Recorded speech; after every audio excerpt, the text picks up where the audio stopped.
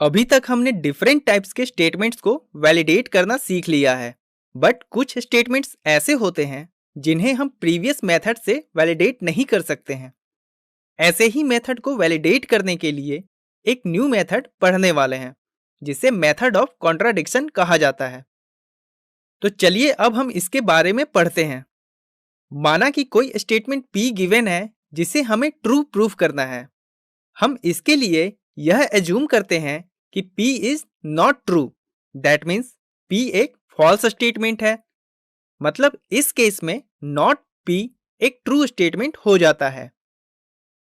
इसके बाद हम फाइनली एक ऐसे कंक्लूजन पर आते हैं जिससे हमारा एजम्पशन रॉन्ग हो जाता है और इस प्रकार जो हमें प्रूफ करना था वह ट्रू हो जाता है। तो चलिए इसे एक एग्जाम्पल की हेल्प से अच्छे से समझते हैं।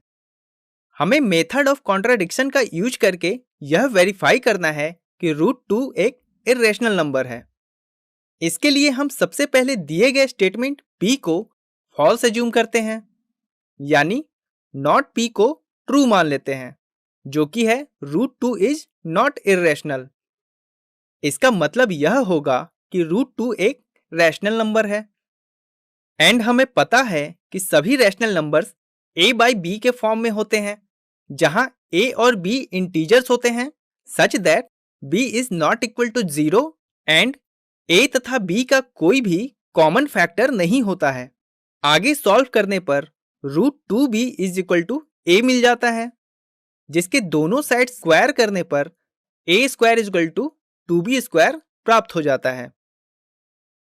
इससे हम यह कह सकते हैं कि 2a स्क्वायर को डिवाइड करता है, अर्थात 2a को भी डिवाइड करता है।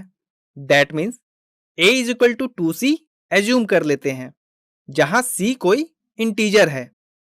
a की वैल्यू इस इक्वेशन में पुट करने पर यह प्राप्त होता है, जिसे आगे सॉल्व करने पर 2c square is equal to b square मिल जाता है, जिससे यह कहा जा सकता है कि 2 b को डिवाइड करता है।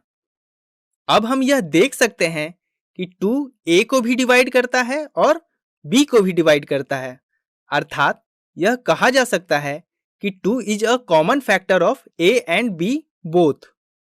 बट हमने यह एज्यूम किया था कि a and b have no common factors, मतलब हमारा एजम्पशन रॉन्ग हो गया, जिस कारण दिया हुआ statement P is equal to √2 is irrational true हो जाता है। तो इस प्रकार हम दिए गए स्टेटमेंट को मेथड ऑफ कॉन्ट्राडिक्शन का यूज करके प्रूव कर लेते हैं। इस मेथड को काउंटर एग्जाम्पल मेथड भी कहा जाता है। आई होप कि आपको मेथड ऑफ कॉन्ट्राडिक्शन या काउंटर एग्जाम्पल मेथड अच्छे से समझ में आ गया होगा।